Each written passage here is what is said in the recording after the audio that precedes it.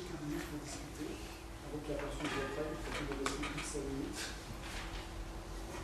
Est-ce que c'est une question? Je suis extrêmement sensible à la façon dont tu as posé le problème de l'application de la performativité au domaine économique. Mais je pense que j'irai encore plus loin. De la même façon, et en respectant l'analogie que tu as posée, de la même façon que j'irai plus loin qu'Austin s'agissant du langage verbal, et que la notion d'acte est assez insuffisante pour penser à ce qui se fait avec le langage, et que sans doute on pourrait parler d'interact, oui, pratique discursive, ce qui est il y a toujours des actes. Davantage, je me demande si on ne pourrait pas faire la même chose avec le visuel, je ne sais pas comment dire, et penser plus en termes de pratique visuelle que de l'acte. Alors, pratique, oui, mais je ne sais pas si finalement le cadre que je suis en train de poser permet vraiment d'appréhender les pratiques. Et ça, il faudrait voir. En revanche, les interactions complètement. C'est bien là que je vais, par l'analyse justement de ces espèces de ping-pong perlocutoire et locutoire, j'essaie véritablement de saisir des interactions qui mobilisent le visuel, l'économique, etc. Donc, sur ce passage-là, je n'ai pas vraiment de problème. Sur le passage aux pratiques, j'ai l'impression qu'il faut mobiliser d'autres ressources théoriques. Celles-là, effectivement, ne sont pas suffisantes. Ah non.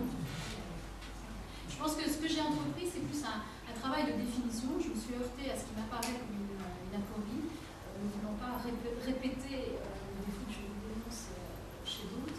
J'ai essayé de me saisir d'une définition et de voir ce que je pouvais en tirer.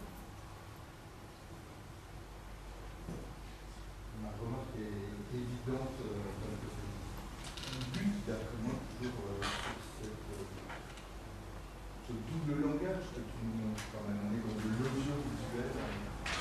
Est-ce qu'on peut parler que des images quand des sons sont associés à ces images, et est-ce qu'on peut abstraire tout d'un coup une partie justement de ce texte avec un franquet qui fonctionnent ensemble? Moi, c'est le problème que j'ai pour faire basculer les questions de la performativité sur l'image, sur l'objet image.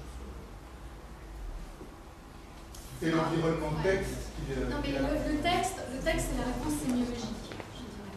Le texte, c'est la réponse sémiologique. C'est l'implication, c'est le texte pris au sens large, qui définit Umberto Eco, qui imbrique le visuel, le sculpturel, etc. Moi, je voulais justement sortir du texte. Et pour travailler davantage sur les actions et les interactions. Et c'est pour ça que la performativité m'intéresse, précisément. Alors, qu'il y ait de l'image pure, du discours oral ou écrit mêlé à ce qui serait de l'image pure, quelque part, à partir du moment où on parle d'acte, on n'est plus tellement obligé de rentrer dans ces distinctions-là. La question, c'est de savoir quel est l'acte dont il s'agit. Qu'est-ce qu'on essaie de faire? Alors, j'ai passé, par exemple, tout ce qui concerne l'acte de prouver, le fait que les images soient des ressources dans la production de la preuve, par exemple dans un procès ou en histoire, etc., est quand même relativement inconnu. Mais voilà, on est dans ce type de processus sémiotique.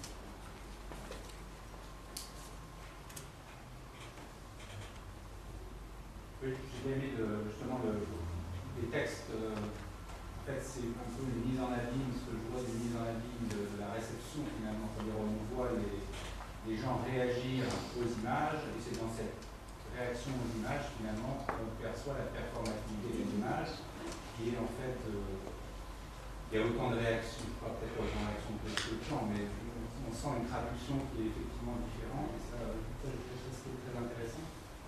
Par contre, il y a un moment, alors je n'ai pas compris, c'était à la fin de la présentation, vous parliez de l'abus de langage. En quoi c'est un abus de langage? Alors, si j'ai bien compris, je n'ai pas compris la fin, vous parlez de performativité du oui, donc simplement, je voulais faire le parallèle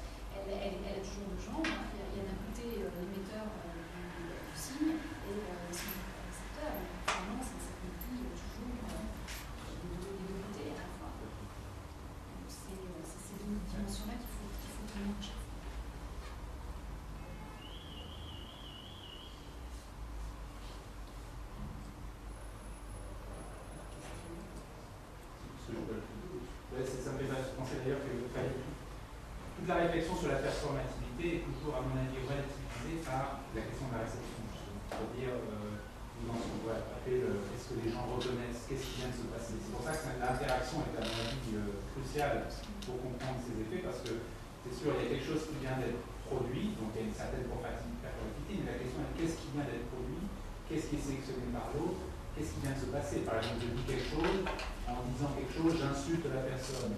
Je ne voulais pas insulter la personne, c'est ce qui vient de se passer.